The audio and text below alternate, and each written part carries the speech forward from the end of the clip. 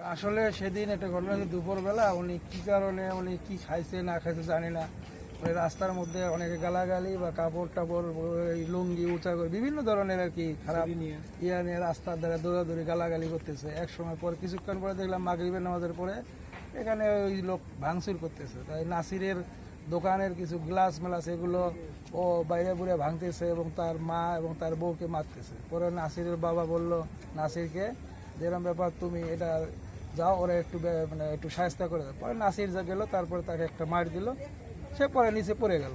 পরে যাওয়ার পর তার লোকজন, তার কি আত্মীয় স্বজন ছিল, তারা পরে তাকে নিয়ে হাসপাতাল চলে গেছে। আমি এত ঢুকেই দেখছি, আমি এত ঢুকেই জানি। ধন্যবাদ, অনেক সুন্দর। 10 বছরের গুলাহান গাঁজা কিনে নিয়ে যায়, ওই দোকান কিনে নিয়ে যায়।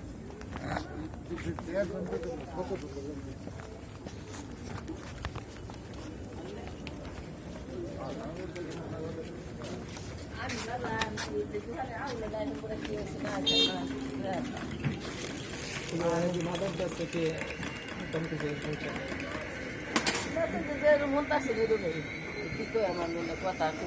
এনে তো সমস্যা নেই বললে, আসলে কি বিক্রি করে